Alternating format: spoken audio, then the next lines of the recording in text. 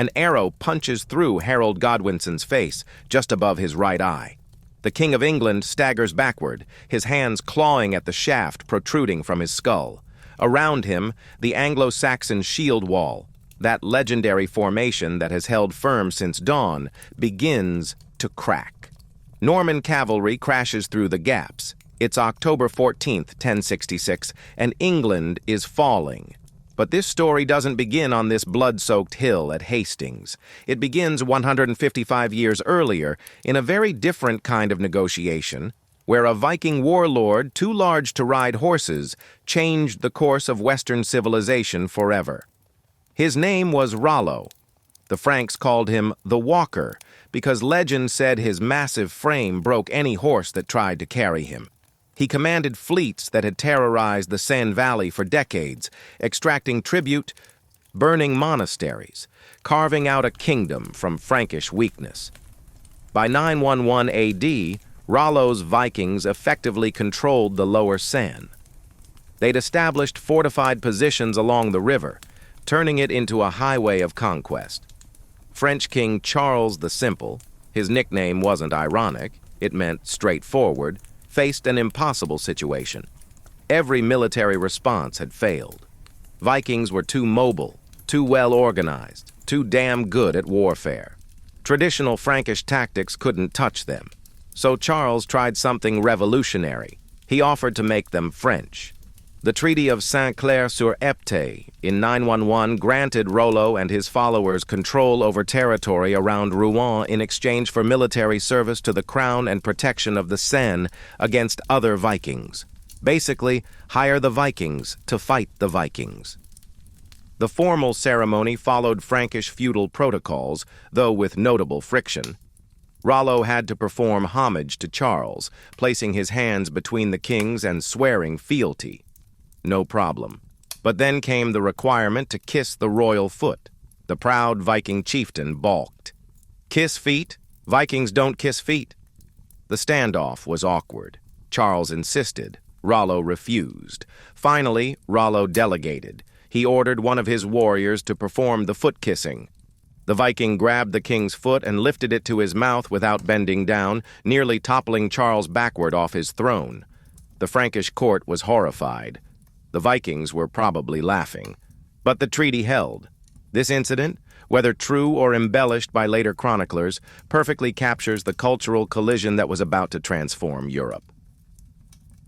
These weren't men who bent easily to anyone's customs. Yet within a single generation, Rollo's followers would be speaking French, building churches, and governing like Frankish nobles. The speed of this transformation was remarkable. The territory Rollo received was devastated. Decades of Viking raids had created a landscape of abandoned settlements, destroyed monasteries, disrupted trade networks. Archaeological evidence from sites like Rouen and Jumièges reveals the scale of destruction. The Normans inherited a war-torn frontier, not a thriving province. But Rollo proved he was more than a raider. He was a state builder. Rather than imposing purely Scandinavian customs, he initiated selective cultural integration. Existing Frankish administrative structures where they survived were maintained, with Norse settlers occupying key positions alongside Gallo-Roman and Frankish officials. This wasn't conquest through replacement. This was conquest through adaptation. Within one generation, the transformation accelerated. Rollo's followers adopted Frankish customs, intermarried with local populations, converted to Christianity. The process wasn't uniform. Archaeological evidence shows Scandinavian cultural practices persisted in rural settlements and among the warrior elite. But the direction was clear. These Vikings were becoming something new. Grave goods from 10th century Norman burials tell fascinating stories. Viking-style weapons buried alongside Christian crosses, Norse jewelry mixed with Frankish ornaments. These weren't pure Vikings anymore. They weren't pure Franks either. They were Normans, something entirely new. Christianity represented perhaps the most significant cultural shift. Rollo himself converted, taking the Christian name Robert at baptism. How sincere was this conversion? We'll never know. But the practical benefits were immediate: legitimacy in Frankish society, access to church administrative expertise, ideological justification for expansion. The restoration of churches and monasteries became a priority. The Abbey of Jumièges, destroyed during earlier Viking raids, was rebuilt under Rollo's patronage. This established a pattern of monastic support that would characterize Norman rule for centuries. The monasteries weren't just religious centers, they were administrative training grounds, record-keeping facilities, and propaganda mills that legitimized Norman authority.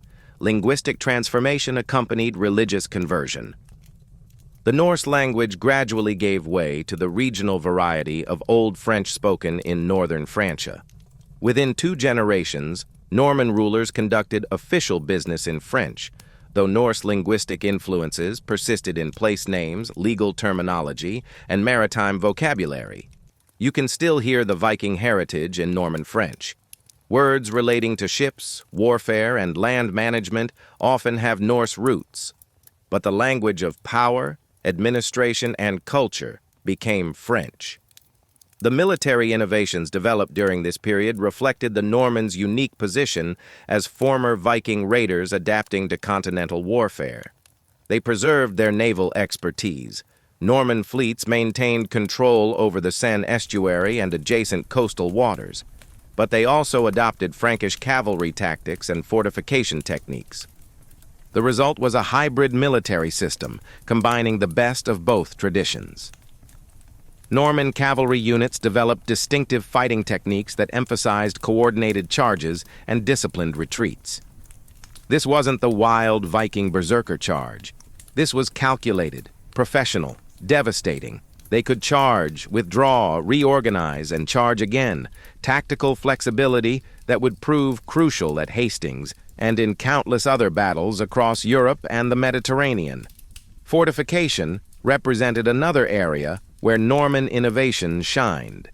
They inherited a landscape dotted with Roman fortifications and Carolingian defensive works, many in disrepair. Norman builders combined Scandinavian earthwork techniques with Frankish stone construction, creating a new style of fortification. The Motte and Bailey Castle, an artificial hill topped by a wooden tower surrounded by a fortified enclosure, wasn't exclusively Norman in origin, but they perfected it.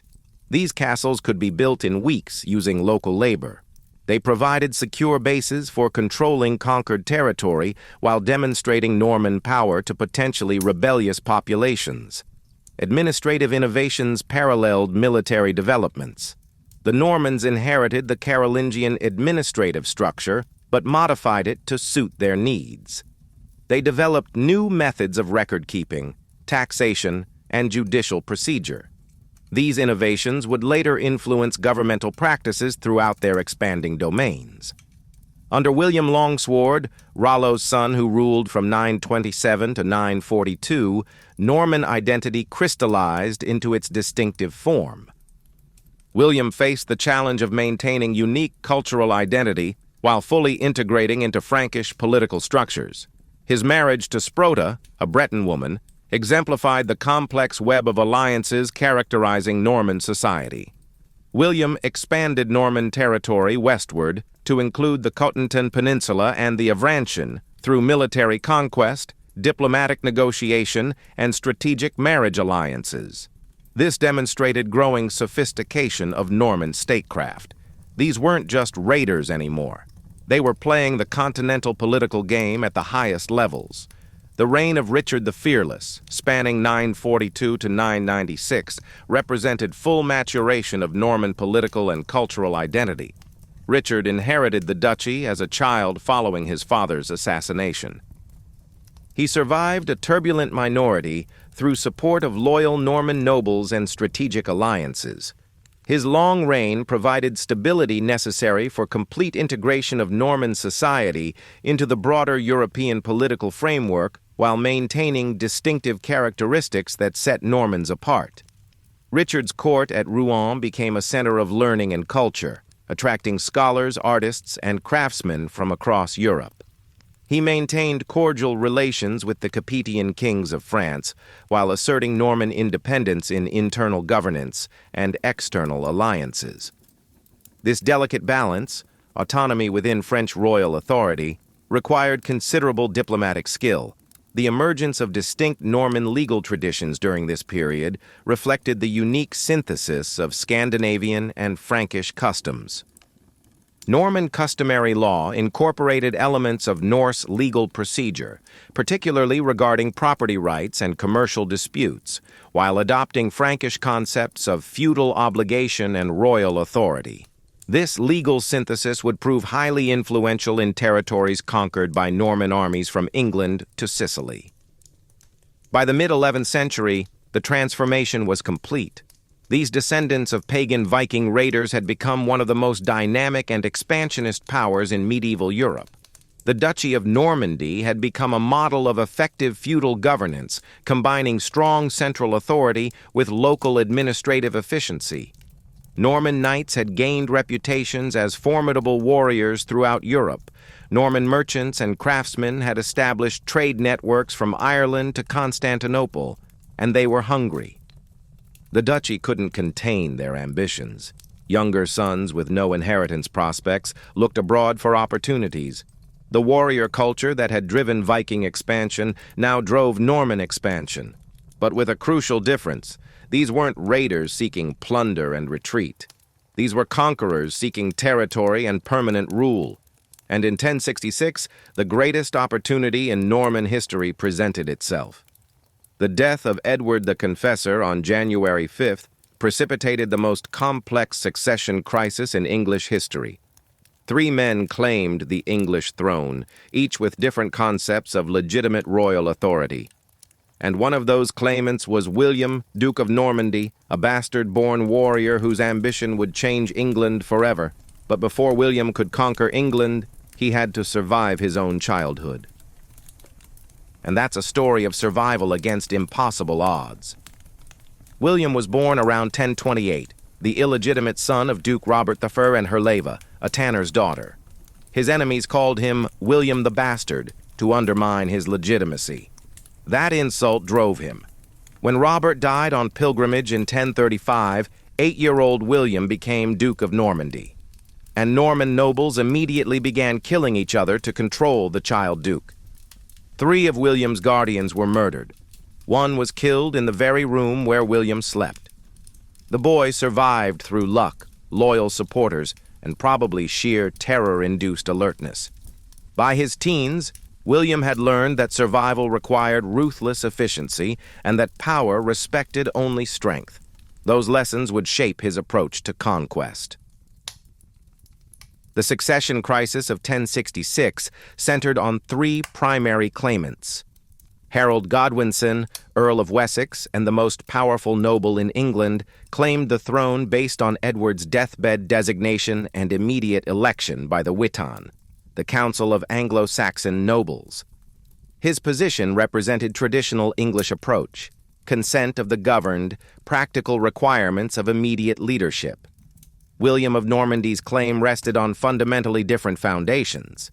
William maintained that Edward had promised him the English throne during a visit to Normandy around 1051. More controversially, William claimed that Harold Godwinson had personally sworn an oath to support William's succession during a visit to Normandy in 1064 or 1065.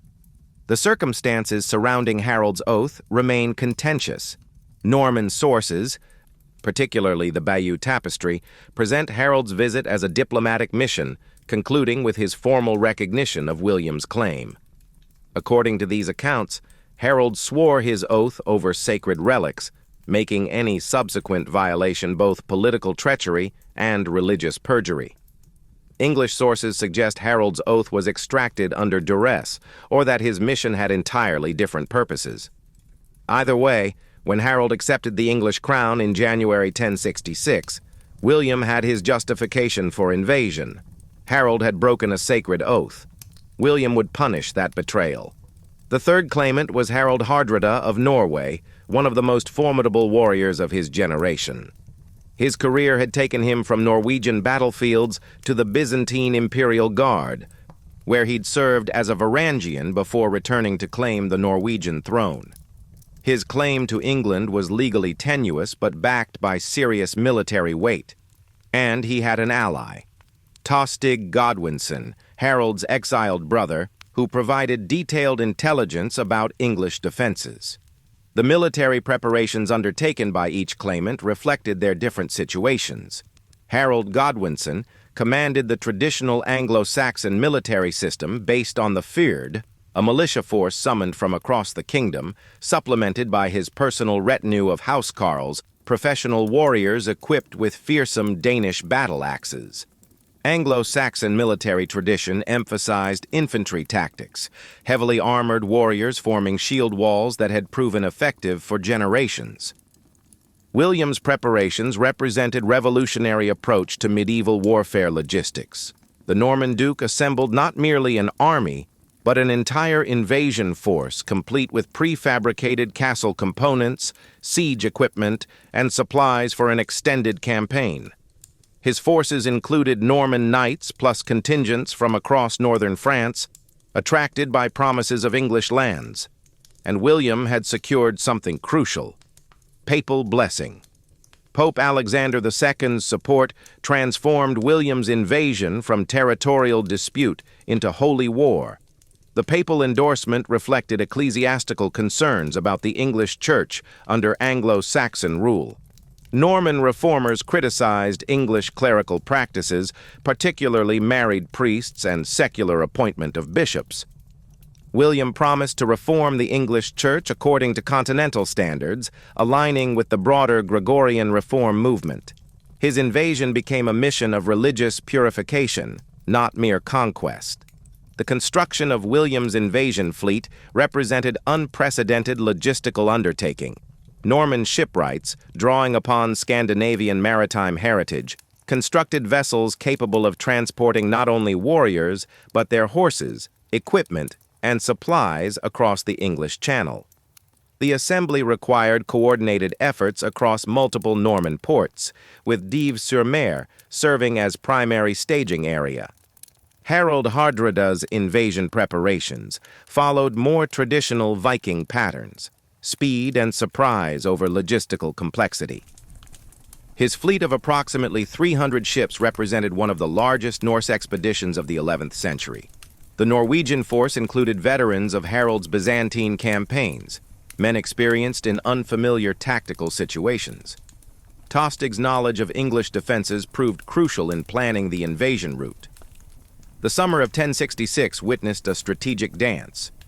Harold Godwinson stationed forces along the southern coast, anticipating William's invasion while watching for Harold Hardrada's approach from the north. The Anglo-Saxon king's position was complicated by seasonal limitations of the Fyrd system. Militia forces couldn't be maintained indefinitely without disrupting agriculture essential for survival. William's invasion was delayed by unfavorable winds that trapped his fleet in Norman ports for weeks. This delay proved strategically significant. It forced Harold to dismiss portions of his southern defenses just as Hardrada's fleet appeared off the Yorkshire coast. The Norwegian invasion began with landings at the mouth of the Humber River, followed by rapid advance toward York. The Battle of Fulford on September 20, 1066, demonstrated continued effectiveness of Viking military tactics. Hardrada and Tostig defeated the northern earls Edwin and Morcar, opening the path to York and forcing Harold Godwinson to march north. The Norwegian victory was comprehensive.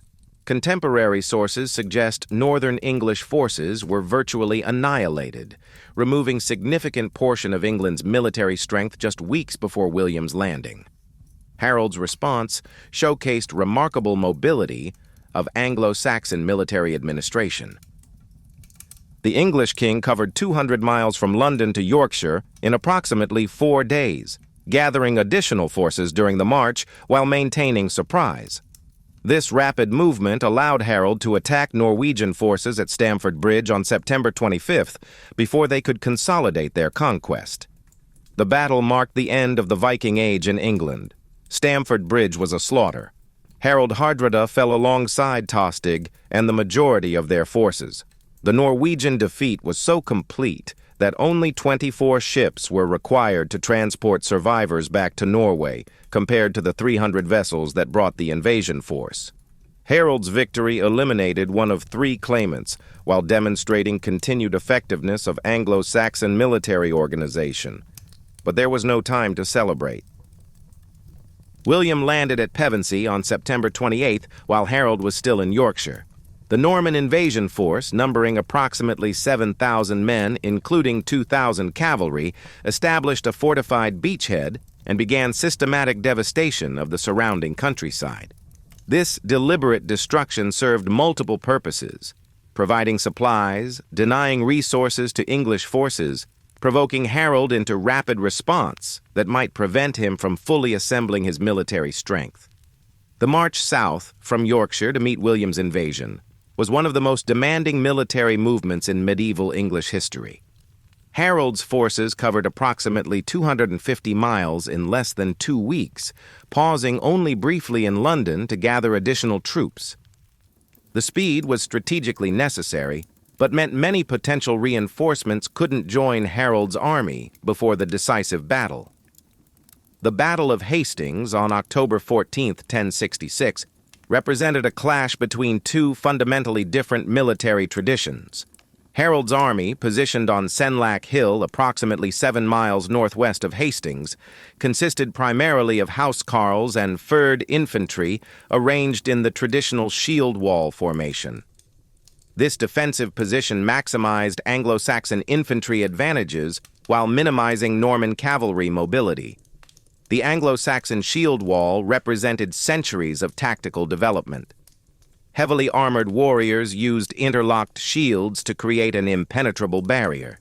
The housecarls, professional warriors in royal service, wielded 2-handed Danish axes capable of cleaving through mail armor and horseflesh with equal effectiveness. Behind this front rank, furred spearmen provided depth and missile support. It was a formation that had never been broken by cavalry, until Hastings.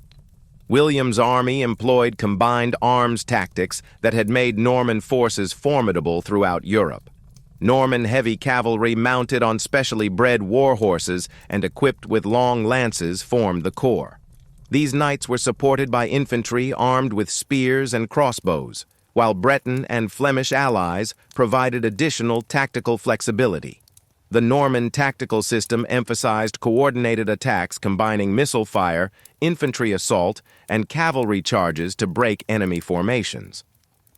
The battle commenced with Norman archers attempting to disrupt the Anglo-Saxon shield wall, followed by infantry attacks designed to create gaps for cavalry exploitation.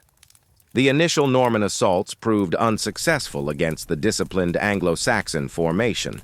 English axes and spears took heavy toll on attacking forces.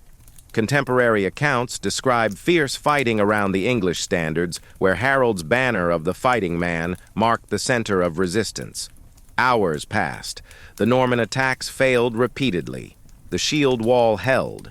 Then came the turning point, though historians still debate whether it was accident or brilliant tactics. A portion of the Norman left wing, composed primarily of Breton cavalry, broke and fled down the hill. Part of the English right wing, believing the battle won, pursued the retreating Normans. They left the protection of the shield wall. William's reserve cavalry cut them down once they were exposed. This tactical error, or deliberate Norman feigned retreat, repeated several times during the battle. Each time it drew defenders away from their advantageous position. Gradually, it weakened the English line. William's personal leadership proved crucial during critical moments.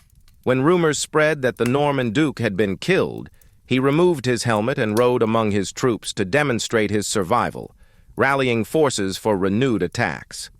This display of personal courage, combined with tactical flexibility, exemplified the leadership qualities that had made William one of the most successful commanders of his generation. The death of Harold Godwinson, late in the day, marked the collapse of organized Anglo-Saxon resistance. Whether Harold died from an arrow to the eye, as the Bayeux Tapestry suggests, or was cut down by Norman cavalry in close combat, the result was the same.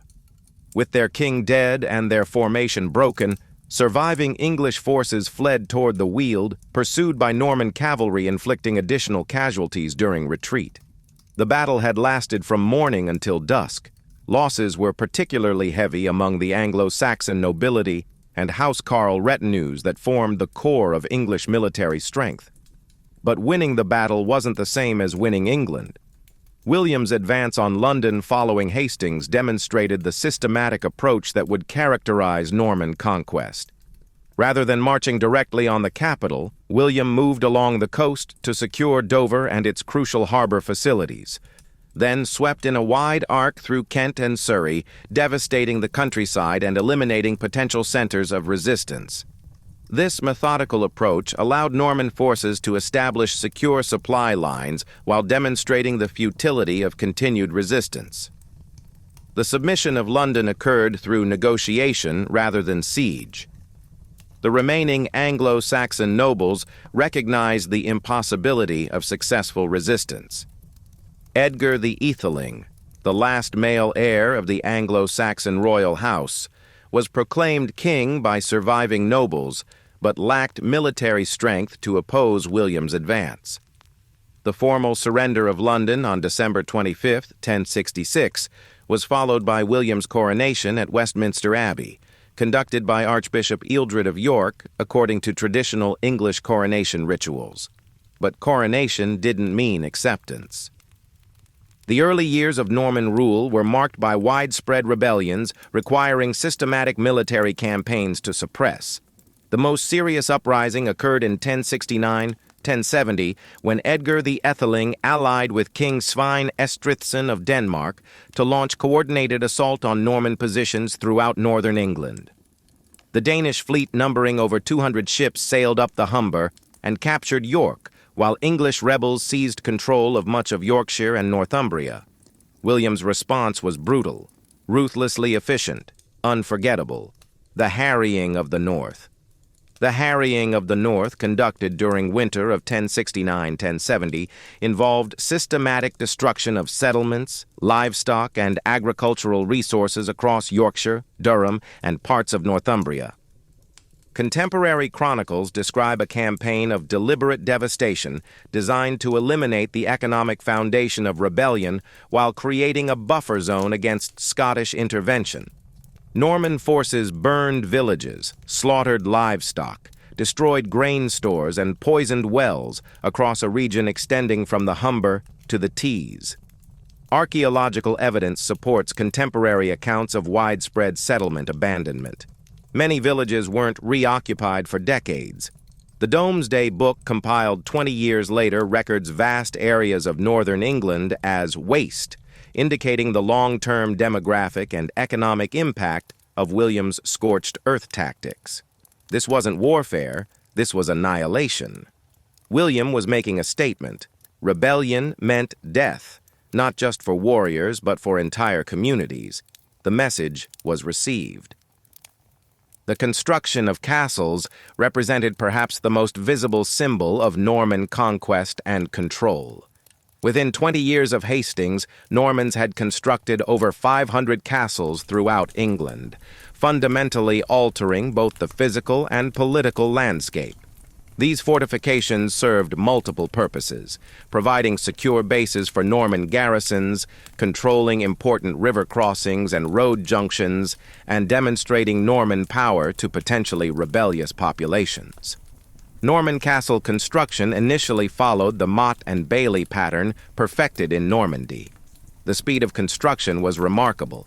Contemporary sources indicate major castles could be completed within weeks using impressed local labor and prefabricated components. The Tower of London, begun immediately after conquest, exemplified Norman architectural ambition, combining defensive strength with symbolic grandeur to overawe the conquered population. The replacement of the Anglo-Saxon nobility represented a social revolution as comprehensive as the military conquest. By 1086, only two major English landholders retained their estates. Norman, Breton, and Flemish nobles controlled virtually all significant holdings. This transformation occurred through conquest, confiscation, and strategic redistribution designed to reward William's supporters while eliminating potential centers of English resistance. The introduction of continental feudalism revolutionized English land tenure and military organization. The Anglo-Saxon system of bookland and folkland gave way to Norman concepts of feudal tenure, where all land was held ultimately from the king in exchange for specified military and financial obligations. This transformation required detailed surveys of landholding and population, culminating in compilation of the Domesday Book between 1085 and 1086. The Domesday Survey represented an unprecedented administrative undertaking. Royal commissioners traveled throughout the kingdom, gathering information from local juries and cross-referencing their findings to ensure accuracy. The resulting record provided William with detailed knowledge of his kingdom's resources while establishing legal foundation for feudal land tenure. Nothing like it existed anywhere else in Europe. It was bureaucratic genius. The ecclesiastical transformation of England paralleled the secular conquest. Norman bishops and abbots replaced Anglo-Saxon church leaders throughout the kingdom. Lanfranc of Bec, appointed Archbishop of Canterbury in 1070, spearheaded comprehensive reforms aligning English church practices with continental standards.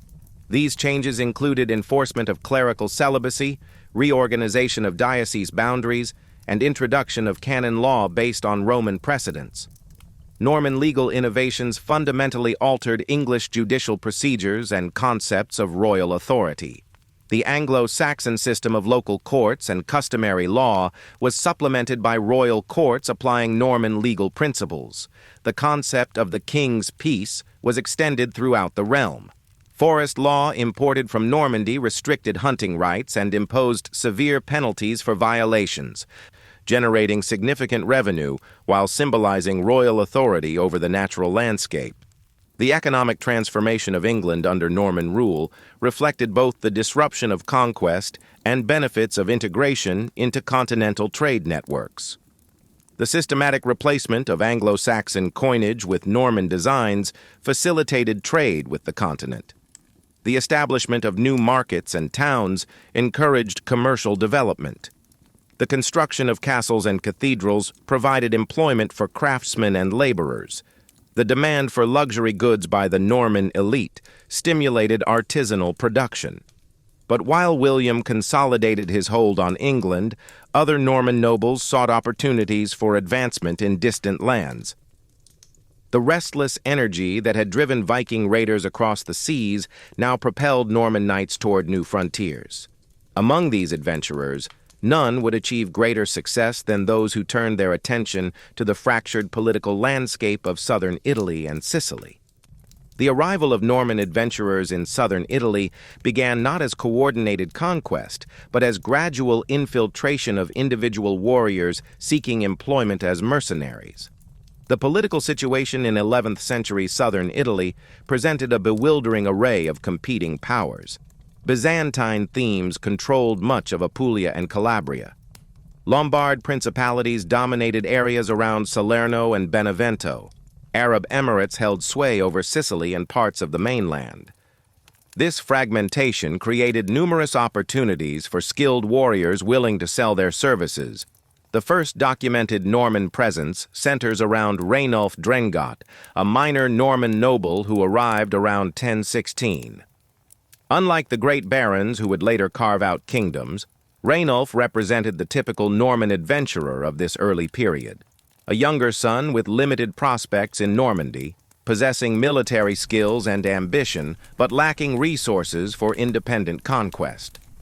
Contemporary sources suggest Rainulf initially served various Lombard princes as a mercenary captain, demonstrating tactical superiority of Norman cavalry in the mountainous terrain of southern Italy. Rainulf's service to Sergius IV of Naples proved particularly significant. The Duke of Naples, facing pressure from both Byzantine forces and rival Lombard princes, recognized the value of Norman military expertise. Rainulf's success led to his reward with the County of Aversa in 1030, making him the first Norman to hold independent territory in Italy. This modest grant established crucial precedent for Norman territorial expansion. The success of Rainulf Drengot attracted other Norman adventurers, including members of the Hauteville family, who would ultimately overshadow their predecessors' achievements. The Hautevilles originated from a minor lordship in the Cotentin Peninsula, where Tancred de Hauteville had produced 12 sons through 2 marriages. With limited inheritance prospects in Normandy, these sons sought their fortunes abroad. Several eventually made their way to southern Italy during the 1030s and 1040s. William Iron Arm, the eldest Hauteville brother to reach Italy, initially served as mercenary in various Lombard and Byzantine conflicts. His tactical acumen and personal courage quickly earned recognition, leading to his selection as leader of Norman mercenaries serving Lombard rebels against Byzantine rule. The revolt of 1041, centered in Apulia, provided William with opportunity to demonstrate Norman military superiority against professional armies of the Byzantine Empire. The Battle of Olivento in March 1041 marked the first major Norman victory against Byzantine forces in southern Italy. William Iron Arm's cavalry, employing shock tactics perfected in Normandy, shattered formations of Byzantine cataphracts and infantry. The engagement demonstrated that Norman military techniques developed against Frankish and English opponents proved equally effective against sophisticated armies of the Eastern Empire. Following William's death in 1046, leadership passed to his brother Drogo, who continued systematic expansion of Norman influence in Apulia. Drogo's approach differed from his predecessor's opportunistic raiding, emphasizing establishment of permanent territorial control through construction of fortifications and imposition of feudal administration. His efforts faced opposition from multiple directions: Byzantine attempts at reconquest, Lombard resentment of Norman domination, and papal concerns about Norman expansion toward church territories. The assassination of Drogo in 1051 brought the most formidable of the Hauteville brothers to prominence. Robert Guiscard, his nickname derived from Norman French word for cunning or wily, possessed a combination of military skill, political acumen, and ruthless ambition that would transform the Norman presence in southern Italy from mercenary bands into a major European power. Unlike his predecessors, who operated primarily as successful condottieri, Robert Guiscard conceived of systematic conquest aimed at creating an independent Norman state. Robert Guiscard's early campaigns focused on consolidating Norman control over territories already occupied by his brothers, while expanding into new regions of Byzantine Italy. His forces employed sophisticated siege techniques learned from Byzantine and Arab engineers, enabling them to capture fortified cities that had previously withstood Norman attacks. The capture of Bari in 1071 marked the end of effective Byzantine control over southern Italy, eliminating the last major imperial stronghold in the region. The siege demonstrated Robert's evolution from mercenary captain to accomplished strategist as Norman forces combined naval blockade with land-based assault to reduce the heavily fortified port city.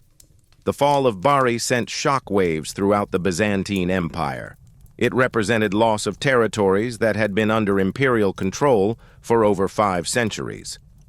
Robert's relationship with the papacy proved crucial in legitimizing Norman conquests and transforming military success into recognized political authority. Pope Nicholas II, facing threats from the Holy Roman Empire and seeking reliable military allies, entered into the Treaty of Melfi with Robert Guiscard in 1059. This agreement granted Robert papal investiture as Duke of Apulia, Calabria, and Sicily, transforming him from successful adventurer into legitimate feudal ruler, holding territories directly from the Holy See. The papal alliance provided Robert with significant advantages beyond mere legitimacy. Papal support facilitated recruitment of additional Norman and French knights attracted by the prospect of fighting in a holy war against Greek schismatics and Muslim infidels. The religious dimension of Norman expansion also provided ideological justification for displacement of existing populations and confiscation of church properties belonging to Greek Orthodox clergy. While Robert Guiscard consolidated Norman control over the Italian mainland, his younger brother Roger embarked on the conquest of Sicily, an enterprise that would prove even more challenging than campaigns in Apulia and Calabria. Sicily in 1061 was divided among multiple Arab emirates whose frequent conflicts provided opportunities for external intervention. However, the island's Muslim population was far more homogeneous than the mixed Byzantine, Lombard, and Greek populations of the mainland, requiring different tactical and political approaches. Roger's initial landing in Sicily at Messina in May 1061 represented the beginning of a 30-year campaign that would transform the island from Muslim stronghold into Christian kingdom. The expedition force was relatively small, approximately 160 Norman knights and larger number of infantry, but it possessed significant advantages in equipment, training, and tactical organization. Norman heavy cavalry, virtually unknown in Sicily, proved devastatingly effective against Arab forces accustomed to fighting lighter mounted units. The early phases of Sicilian conquest demonstrated Roger's tactical brilliance and ability to exploit divisions among enemies. Rather than attempting to conquer the entire island immediately, Roger focused on establishing secure bases in northeastern Sicily, while encouraging conflicts between rival Arab emirs. This strategy allowed the relatively small Norman force to face enemies piecemeal rather than confronting a unified Muslim coalition. The siege of Palermo in 1071-1072 represented the climax of the initial phase of Norman conquest. The city, serving as capital of the most powerful Arab emirate on the island, was heavily fortified and defended by large garrisons supported by local population. Roger's approach demonstrated evolution of Norman military techniques, combining naval blockade, systematic investment of cities' defenses, and psychological warfare designed to undermine civilian morale. The capture of Palermo in January 1072 marked a turning point. It provided Normans with a major urban center capable of supporting larger military forces. The city's capture also demonstrated to other Arab strongholds the futility of resistance against Norman siege techniques, leading to negotiated surrender of several smaller towns and fortresses. Roger's treatment of the conquered population set important precedents for Norman rule in Sicily. He allowed Muslim inhabitants to retain their property and religious practices in exchange for submission to Norman political authority. By 1091, Roger had completed the conquest of Sicily with the capture of Noto, the last Arab stronghold on the island.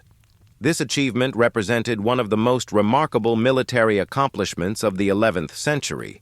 A relatively small force of Norman knights had successfully conquered and pacified an island that had been under Muslim control for over 2 centuries. The conquest established Norman Sicily as a major power in the Mediterranean, while creating foundation for one of medieval Europe's most sophisticated multicultural kingdoms. The reign of Roger II, who succeeded his father as Count of Sicily in 1105 and later became first Norman King of Sicily in 1130, witnessed the full flowering of Norman achievement in southern Italy and Sicily. Roger II inherited not merely conquered territories, but a complex multicultural society requiring sophisticated governmental institutions to manage effectively. His reign marked transformation of Norman Sicily from successful conquest state into one of medieval Europe's most advanced kingdoms. The establishment of the Kingdom of Sicily under Roger II required papal recognition and resolution of complex feudal relationships with various Italian powers. The papal schism of 1130 provided Roger with opportunity to support anti-pope Anacletus II in exchange for royal coronation, though this decision led to prolonged conflicts with supporters of Pope Innocent II and the Holy Roman Empire. The eventual papal recognition of Roger's royal title in 1139 legitimized Norman rule while establishing Sicily as major player in Mediterranean politics. Roger II's administrative innovations created a governmental system that successfully integrated Norman feudal institutions with Byzantine bureaucratic traditions and Arab administrative expertise. The royal court at Palermo became a center of learning and culture that attracted scholars, artists, and administrators from across the Mediterranean world. Arabic remained the language of administration in many areas, while Greek continued in former Byzantine territories and Latin served as language of royal charters and ecclesiastical affairs. The architectural achievements of Norman Sicily under Roger II reflected the kingdom's unique cultural synthesis. The Palatine Chapel in Palermo, begun around 1130, combined Norman structural techniques with Byzantine mosaics and Arab decorative elements to create an architectural masterpiece symbolizing the multicultural nature of the kingdom. The wooden ceiling, decorated with intricate Islamic geometric patterns, supported stone arches decorated with Byzantine mosaics depicting Christian religious scenes. The construction of Monreale Cathedral, begun under William II in the 1170s, represented the final flowering of Norman architectural achievement in Sicily. The massive church combined structural grandeur of Northern European Romanesque design with decorative richness of Byzantine and Islamic artistic traditions. The bronze doors cast by Bonanno Pisano incorporated sculptural programs depicting biblical scenes. The extensive mosaic decorations covering interior walls represented one of the largest and most sophisticated decorative schemes of the medieval period. The economic achievements of Norman Sicily provided foundation for innovations in feudal administration and military organization that would influence European development for centuries. Roger II's kingdom generated substantial revenues through strategic position controlling Mediterranean trade routes, while agricultural productivity of Sicily's fertile plains supported population density unmatched elsewhere in Norman territories. The royal treasury at Palermo accumulated gold dinars from Arab merchants, Byzantine solidi from Eastern trade, and silver deniers from European commerce, creating liquid capital that enabled ambitious military and architectural projects. But while Norman Sicily flourished, dramatic events were unfolding in the Holy Land that would draw Norman warriors into yet another theater of conquest. The call to holy war issued by Pope Urban II at the Council of Clermont in November 1095 resonated powerfully throughout Norman territories, where a warrior aristocracy already seasoned by conquest in England, southern Italy, and Sicily eagerly embraced the opportunity for spiritual salvation and material advancement. Within months of Urban's proclamation, Norman knights from Normandy, England, and the southern Italian kingdoms began organizing expeditionary forces that would play decisive roles in the success of the First Crusade.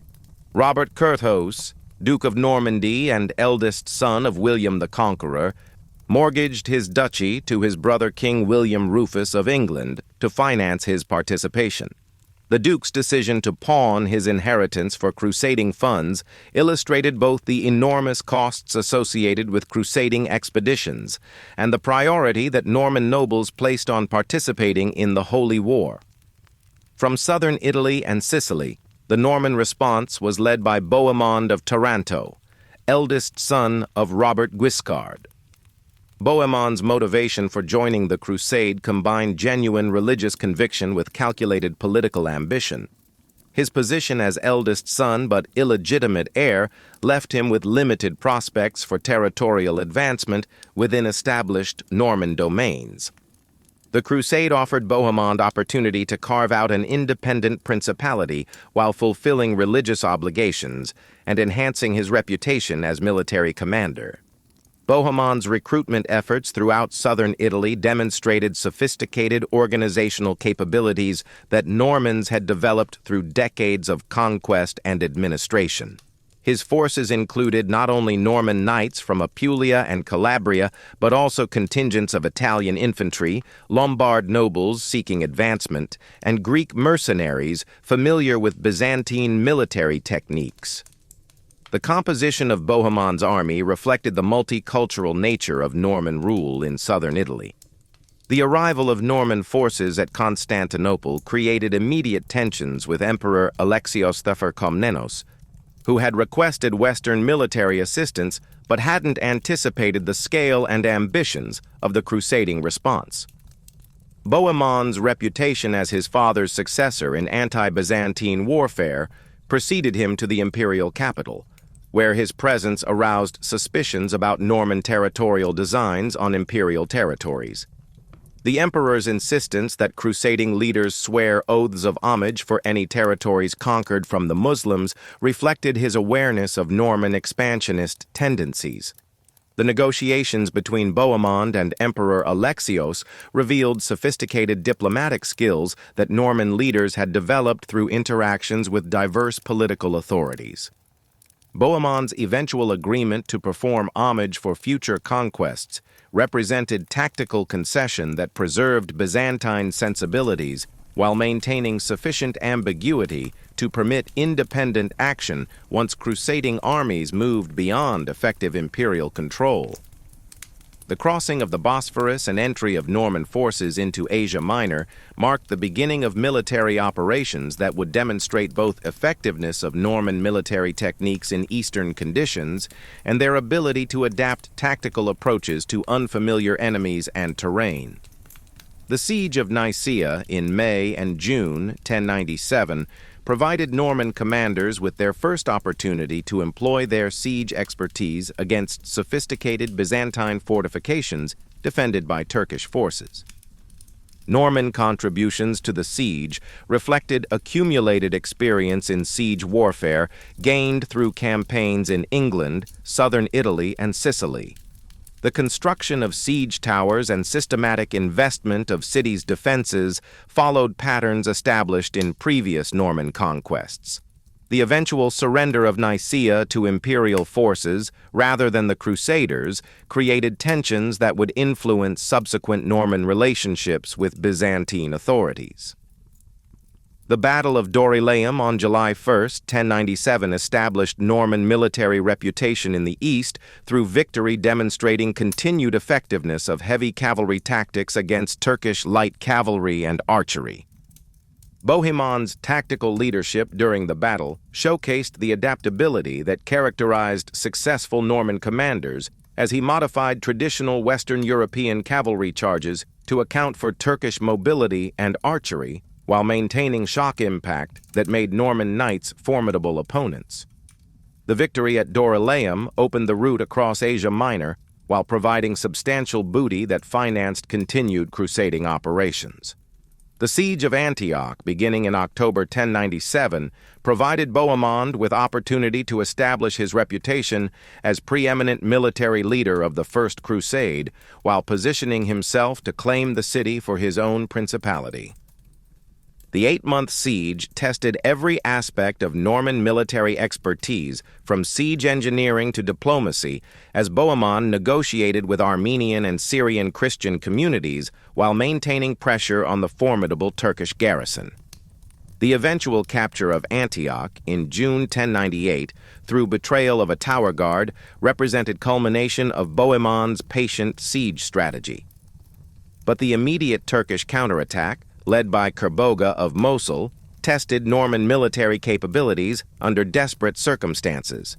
The discovery of the Holy Lance within Antioch's cathedral provided psychological encouragement for besieged crusaders, but the subsequent victory over Kerboga's relief army owed more to Norman tactical expertise and leadership than to divine intervention. Bohemond's role in organizing the successful sortie that defeated the Turkish army established his claim to Antioch based on military achievement rather than feudal obligation. The establishment of the Principality of Antioch under Bohemond's rule represented the first successful Norman territorial conquest in the East, creating a state that would endure for nearly 2 centuries while serving as crucial bulwark against Muslim reconquest of the Levant. The principality's boundaries encompassed strategic approaches to northern Syria while controlling important trade routes linking the Mediterranean coast with interior regions of the Middle East.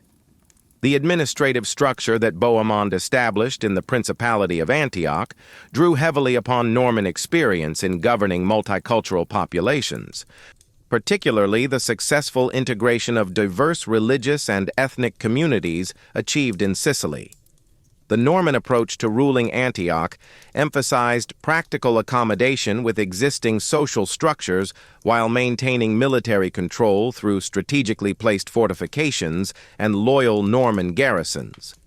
The religious policies implemented in Norman Antioch reflected the complex ecclesiastical situation created by crusading conquest.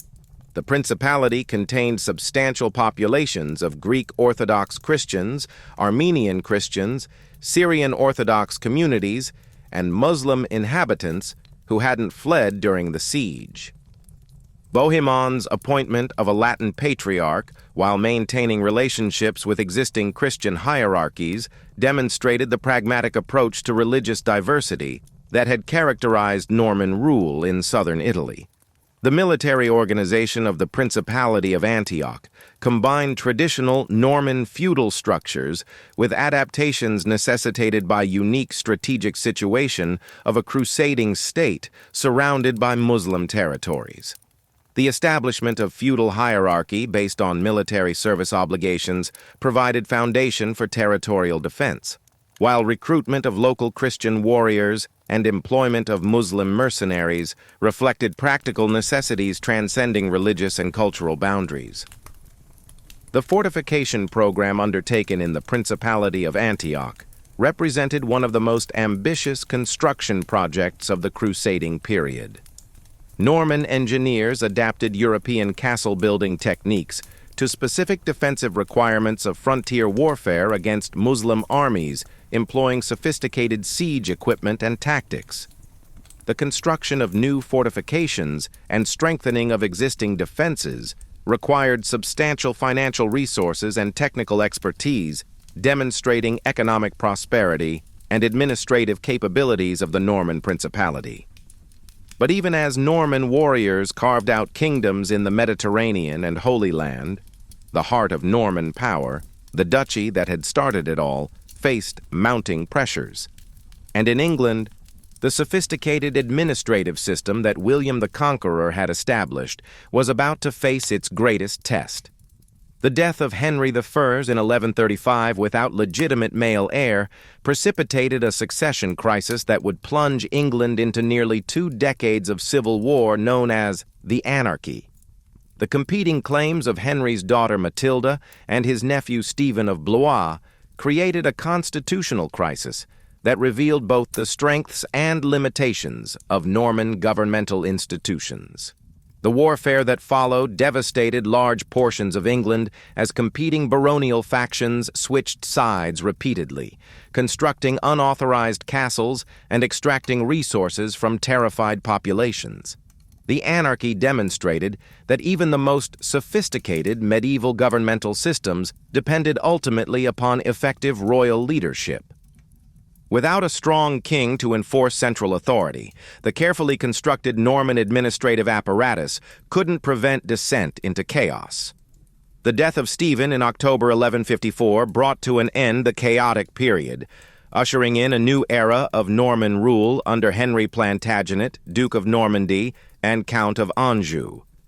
Henry's accession to the English throne as Henry II marked not merely a change of dynasty, but creation of the most extensive territorial empire in Western Europe since Charlemagne. The young king, barely 21 years old, inherited a realm stretching from the Scottish borders to the Pyrenees, encompassing England, Normandy, Anjou, Maine, Touraine, and through his marriage to Eleanor of Aquitaine, the vast duchies of Aquitaine and Gascony. The administrative challenges posed by governing such dispersed territories required innovations building upon existing Norman governmental traditions while adapting to diverse legal, cultural, and political conditions. Henry II inherited administrative systems refined through nearly a century of Norman rule in England, where the conqueror's successors had developed sophisticated mechanisms for royal revenue collection, judicial administration, and military organization. The extension of these proven administrative techniques to continental territories created unprecedented opportunities for governmental efficiency and royal control. The development of standardized legal procedures under Henry II built upon foundations established by his Norman predecessors while introducing innovations that would fundamentally transform English jurisprudence. The Constitutions of Clarendon, promulgated in 1164, attempted to define relationship between royal and ecclesiastical authority by codifying legal procedures that had developed pragmatically during previous reigns. These constitutional provisions reflected Henry's determination to assert royal supremacy over all aspects of governance within his territories, including matters that had traditionally fallen under ecclesiastical jurisdiction. The expansion of royal courts throughout the territories created institutional frameworks for dispensing standardized justice that transcended local customs and jurisdictions. The establishment of common law procedures provided consistent legal remedies for property disputes, commercial conflicts, and criminal prosecutions that had previously been subject to varying interpretations of local courts. The development of standardized legal writs enabled petitioners to initiate court proceedings through uniform procedures that could be understood and implemented by royal officials throughout the empire. The creation of systematic record-keeping procedures under Henry II revolutionized royal administration by providing detailed documentation of governmental activities that enabled more effective oversight and policy implementation. The establishment of chancery rolls, patent rolls, and close rolls created comprehensive archives of royal correspondence, judicial decisions, and administrative orders that provided institutional memory and legal precedents for future governmental actions. The conflict between Henry II and Thomas Becket represented the most serious challenge to royal authority during the early Angevin period, highlighting fundamental tensions between secular and ecclesiastical concepts of governmental supremacy. Becket's transformation from royal chancellor to uncompromising defender of ecclesiastical privileges created a personal and political crisis that threatened to undermine Henry's carefully constructed administrative systems. The archbishop's insistence on ecclesiastical immunity from royal jurisdiction challenged basic principles of Norman royal authority that had been established through decades of practical governance. The appointment of Thomas Becket as Archbishop of Canterbury in 1162 reflected Henry's confidence that his former chancellor would support royal policies regarding ecclesiastical administration and clerical privileges. Becket's previous service as chancellor had demonstrated his administrative capabilities and apparent loyalty to royal interests, making his subsequent opposition to Henry's ecclesiastical policies both unexpected and particularly threatening to royal authority. The transformation of the king's closest advisor into his most implacable opponent created a crisis that tested the stability of Angevin governmental institutions. The murder of Thomas Becket in Canterbury Cathedral on December 29, 1170, created a martyrdom that transformed a political dispute into a religious crisis with international ramifications. The 4 knights who killed the archbishop claimed to be acting on Henry's behalf, though the king's exact role remains historically controversial. The immediate transformation of Becket into a popular saint created a cult that challenged royal authority while providing focal points for opposition to Angevin governmental policies. The penance performed by Henry II at Becket's tomb in July 1174 represented dramatic acknowledgement of limitations of royal authority when confronted by popular religious sentiment and ecclesiastical opposition. The king's public submission to ecclesiastical punishment demonstrated continuing power of the church to constrain royal actions even at the height of administrative development.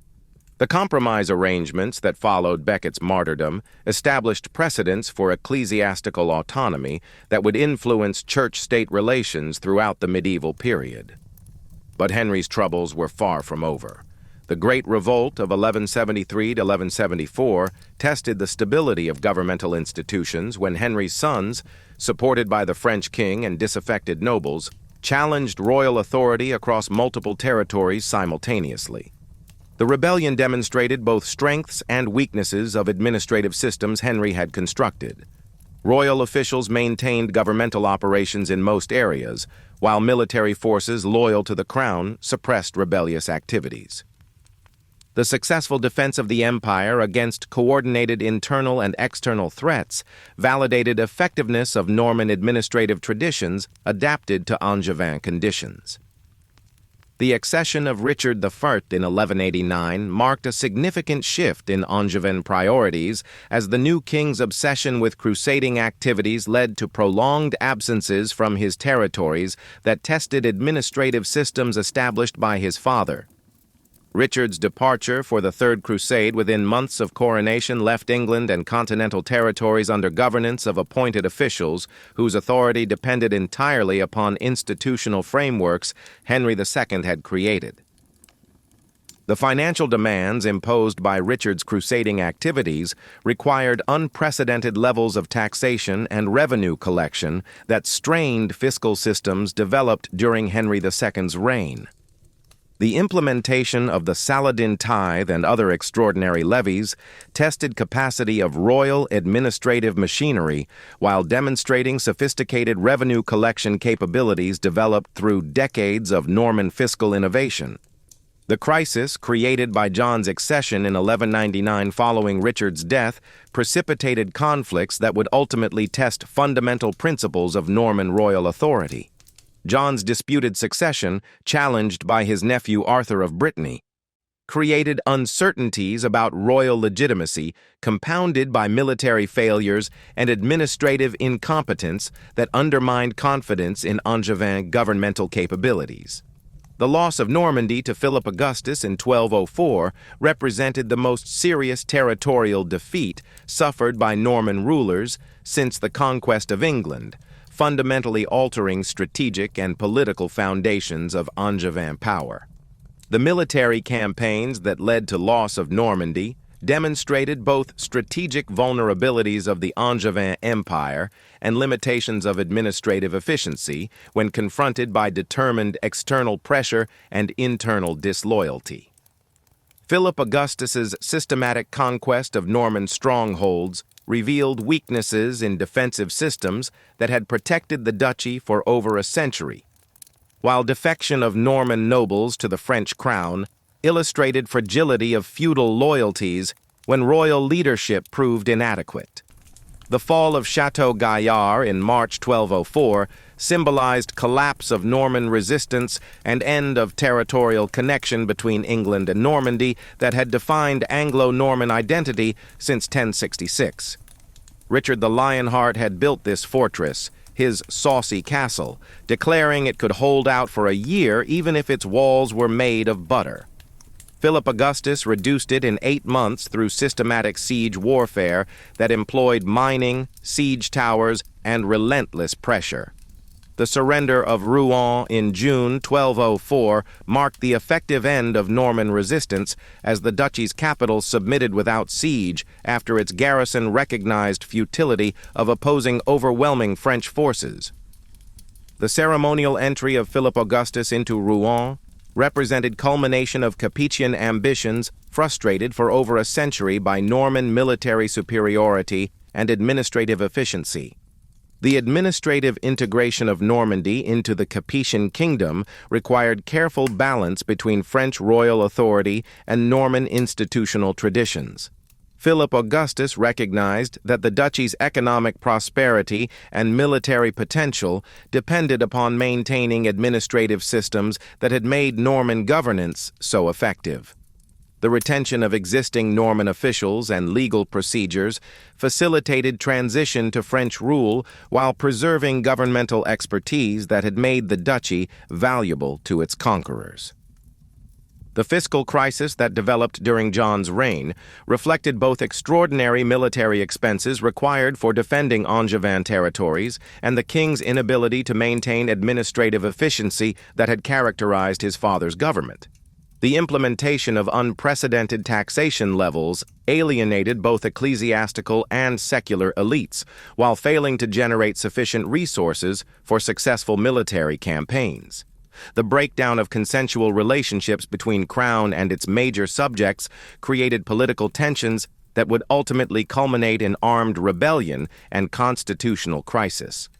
The interdict imposed by Pope Innocent III from 1208-1214 created religious and political crisis that tested fundamental assumptions of royal authority established through Norman governmental traditions. The suspension of religious services throughout England challenged royal legitimacy while providing focal points for opposition to John's policies. The king's eventual submission to papal authority in 1213 represented dramatic reversal of royal supremacy over ecclesiastical affairs that had been asserted by Norman rulers since conquest. The military failures that culminated in the Battle of Bouvines in July 1214 demonstrated collapse of John's continental ambitions while creating domestic political conditions that made continued royal autocracy impossible. The defeat of coalition forces led by John's allies ended realistic hopes for recovering lost Angevin territories while exposing futility of King's military and diplomatic strategies. The enormous costs of these unsuccessful campaigns, combined with complete failure to achieve strategic objectives, created irresistible pressure for fundamental changes in relationship between royal authority and baronial consent. The baronial rebellion that began in early 1215 represented culmination of grievances that had accumulated throughout John's reign, focusing on specific administrative and legal practices that violated established customs and reasonable expectations of royal behavior. The rebels' demands addressed systematic abuses of royal authority, including arbitrary taxation, manipulation of legal procedures, and violations of feudal customs that had provided stability and predictability to relationship between crown and subjects. The formulation of these grievances into specific constitutional demands demonstrated sophisticated understanding of governmental principles that had developed through exposure to Norman administrative practices.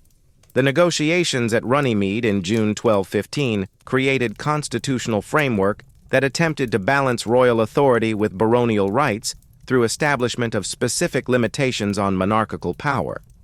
Magna Carta represented both conservative attempt to restore traditional relationships and revolutionary assertion of constitutional principles that would influence political development for centuries. The document's provisions addressed specific abuses while establishing general principles of governmental accountability that transcended immediate political circumstances. The legal principles established in Magna Carta built upon foundations created through decades of Norman judicial innovation while asserting limitations on royal authority that challenged fundamental assumptions of monarchical supremacy. The guarantee that justice would not be sold, denied, or delayed represented direct response to John's manipulation of legal procedures, while provisions requiring due process of law established procedural protections that drew upon earlier legal developments. The assertion that the king was subject to law rather than above, it represented constitutional principle that would reshape concepts of royal authority throughout the medieval period. Meanwhile, in Sicily, the Norman kingdom faced different challenges to its continued independence. The death of Frederick II in 1250 created succession crisis that exposed fundamental weaknesses of Norman political institutions when confronted by determined external pressure. The Sicilian Norman state had achieved remarkable cultural and administrative sophistication during 12th and early 13th centuries, but its strategic position in the Mediterranean made it target for papal, French, and Aragonese ambitions that would ultimately prove impossible to resist. The papal campaign against the Hohenstaufen dynasty that had ruled Norman Sicily since marriage of Henry VI to Constance of Hauteville created opportunities for French intervention that would ultimately terminate Norman independence in southern Italy. Pope Innocent IV's determination to eliminate German influence from Italian peninsula led to systematic papal support for French claims to Sicilian throne, despite fact that such intervention would destroy unique multicultural synthesis that had made Norman Sicily one of medieval Europe's most sophisticated kingdoms. The military campaigns that brought Charles of Anjou to Sicily in 1266 employed same systematic approach to siege warfare and territorial conquest that had proven successful in Normandy. French forces possessed superior resources and professional organization that overwhelmed defensive capabilities available to last Norman rulers. The Battle of Benevento in February 1266 demonstrated continued effectiveness of French heavy cavalry against traditional Norman military formations, while systematic reduction of Sicilian strongholds illustrated French mastery of siege techniques perfected through decades of continental warfare. The death of Manfred of Sicily at Benevento eliminated last effective Norman resistance to French conquest. The systematic execution or exile of Norman nobles who had supported Manfred's cause eliminated aristocratic leadership that had maintained Norman political identity in Sicily for over 2 centuries. The replacement of Norman administrative personnel with French officials terminated governmental traditions that had made Sicilian administration a model for medieval Europe. The final destruction of Norman political independence occurred with execution of Conradin of Hohenstaufen in Naples in October 1268. Charles of Anjou eliminated the last potential claimant to Norman Sicily who possessed both legitimate hereditary rights and military capability to challenge French rule. The public execution of the 16-year-old prince demonstrated French determination to prevent any revival of Norman political aspirations, while serving as warning to potential supporters of Norman restoration. The brutal elimination of the Hohenstaufen line marked the definitive end of the Norman political tradition that had shaped Mediterranean affairs for over 2 centuries. And yet, even as Norman kingdoms disappeared from the map, their legacy endured.